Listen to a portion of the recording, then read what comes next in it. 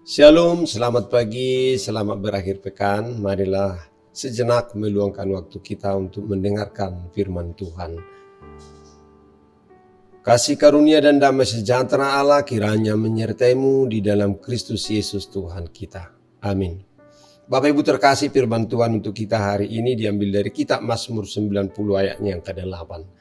Engkau menaruh kesalahan kami di hadapan-Mu, dan dosa kami yang tersembunyi dalam cahaya wajah-Mu.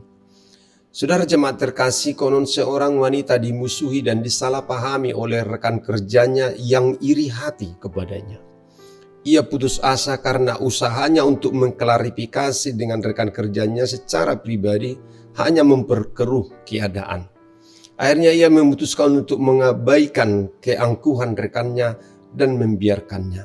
Ia berkata, "Saya lega karena Tuhan mengetahui keadaan yang sebenarnya." Ia menyatakan kebenaran nyata yang mengingatkan sekaligus menghibur. Saudara jemaat Tuhan, Paulus menyatakan tak ada yang bisa disembunyikan selamanya. 1 Timotius 5 ayat 24-25. Ini adalah peringatan serius. Sebagai contoh, laporan berita mengabarkan tentang orang terhormat yang ditangkap karena kejahatan yang diam-diam telah dilakukannya selama bertahun-tahun. Pada tahun 2015, sebuah perusahaan riset internasional menyatakan bahwa ada 245 juta kamera pengintai yang terpasang di seluruh dunia dan jumlahnya terus bertambah 15% setiap tahun. Selain itu, jutaan orang memotret begitu banyak gambar setiap hari dengan ponsel mereka, mulai dari pesta ulang tahun sampai peristiwa kejahatan. Dampaknya, kita bisa menyukuri untuk meningkatnya keamanan atau justru semakin terusik karena kekurangan privasi. Yang pasti, kita sekarang hidup dalam masyarakat global dengan kamera yang ada di mana saja. Namun lebih dari situ saudaraku, Allah lebih mengetahui semuanya.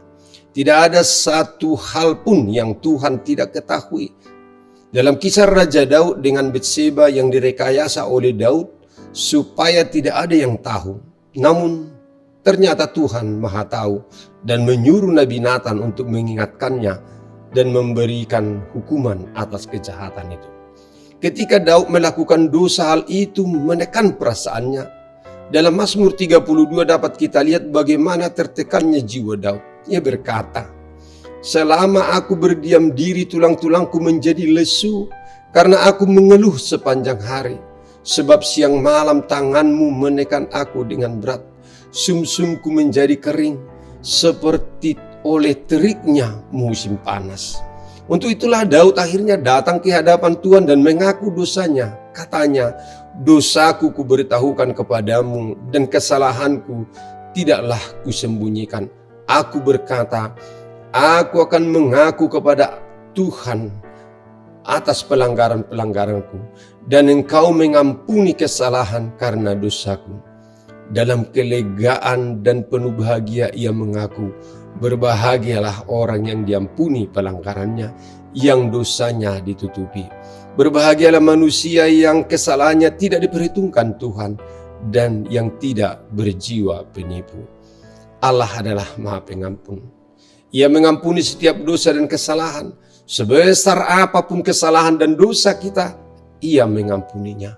Tuhan berkata, "Sekalipun dosamu merah seperti kermizi, akan menjadi putih seperti salju. Sekalipun berwarna merah seperti kain kesumba, akan menjadi putih seperti bulu domba." Dapat kita baca dalam Yesaya 1 ayat 18.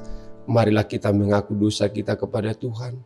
Jangan menyembunyikannya, karena itu akan menjadi musuh yang menekan kita.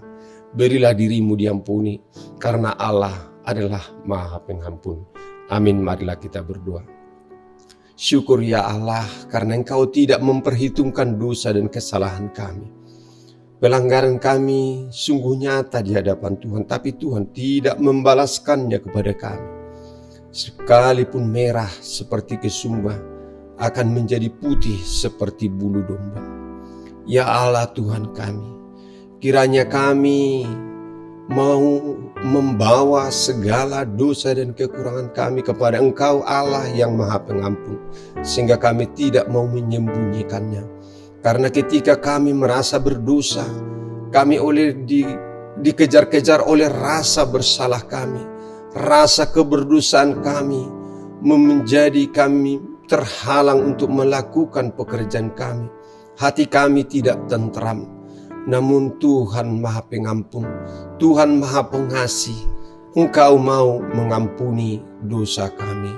Kiranya Tuhan, Engkau mau menerima setiap orang-orang yang datang kepadamu. Karena Engkau tidak menginginkan kematian orang fasik, namun Engkau menginginkan pertobatan supaya mereka hidup.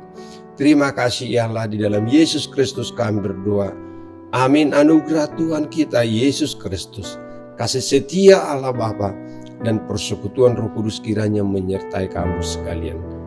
Amin. Selamat pagi Bapak Ibu, selamat melanjutkan aktivitas kita. Tuhan memberkati. Horas.